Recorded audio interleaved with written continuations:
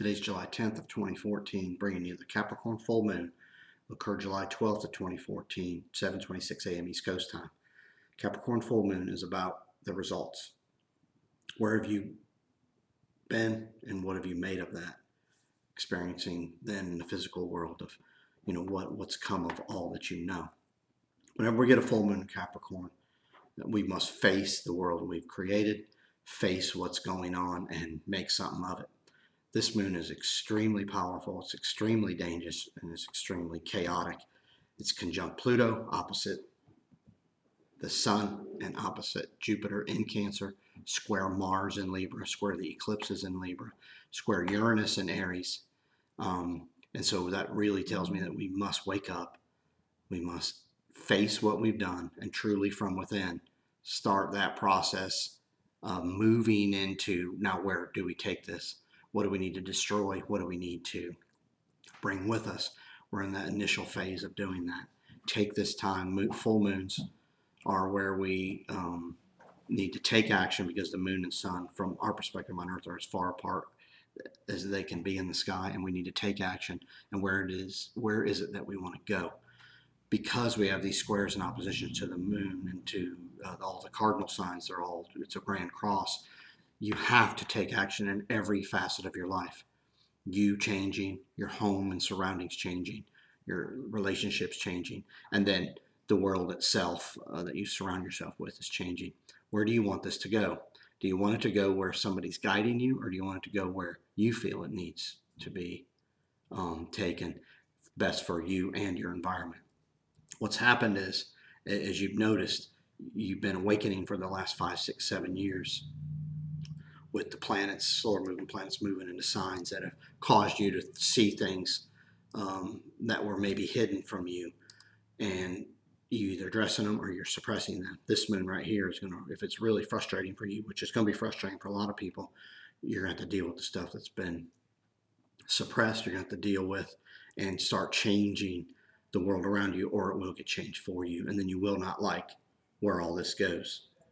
Because Pluto's with the moon here, it's about destroying the structures that have been built that are no longer applicable. If you see the world and what it's trying to do, that's what they're trying to do. They're using astrology with all they have to try to make the world different. The chaos that's surrounding all of us, the wars. I've talked about this since before 2009, that the wars were coming, the crash is coming, the money's going to be a disaster. All this is happening now. This is probably one of the worst months for change that I've ever seen, as far as how everybody thought things were and how they really are. It's actually one of the best months because we can then we can clean out the closet, so to speak, and make things better. Or we can let somebody else make the change, and then we're going to have to put up with that. That's where we are. That's why everybody's trying to take your own power from you, or tell you that what you think isn't right, or you don't matter, or we know better. And so you're going to have to be careful here. This moon is a really powerful time for control, try to grab control. In my opinion, it won't happen, but it will bring a lot of potential decimation to the world itself if we're not careful and we don't step up and do something. Looking at this chart, looking at what's going on, new things are on the horizon. There's potential here. We have Venus and Mercury together in sign Gemini. You're being told two things, two sides of every story. So you're being lied to, or you're trying to be manipulated. We got to be careful here. Venus and Gemini can be the manipulative one, or maybe the two-faced one. Try to keep the peace by telling two sides of a story. We're going to want to be very careful there with this.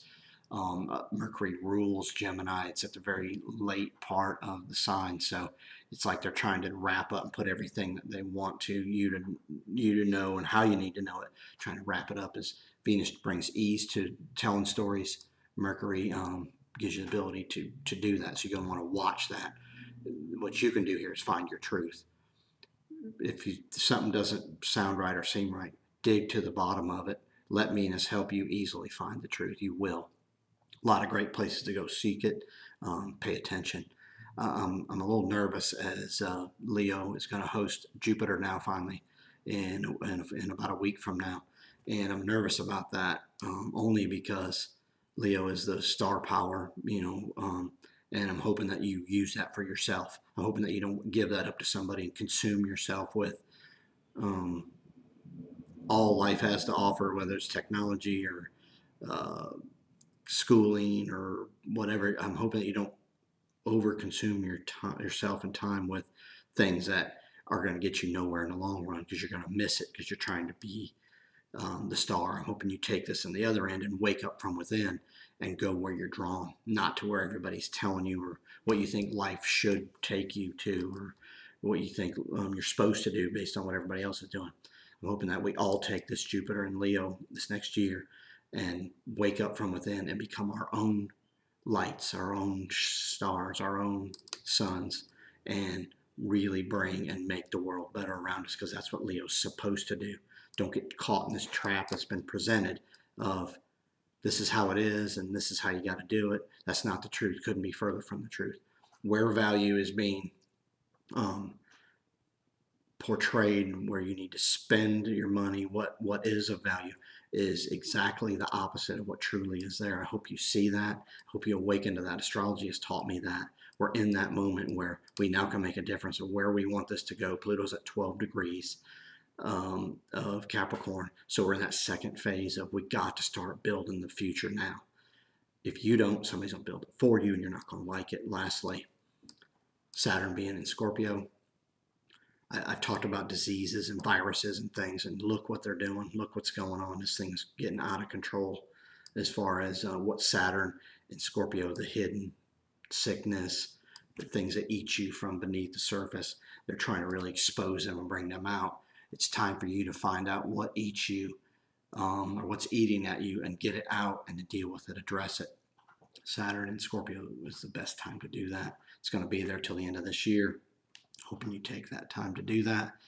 Um, Also, with the eclipses here going into Libra, Aries, go back 19 years and look at what you did. 94, 95, a little bit 96. Look at what happened to you there.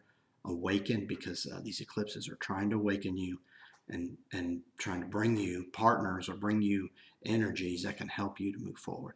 So I wish you the best. I hope this helps all of you. Please, if you have any comments, put them below and we'll discuss.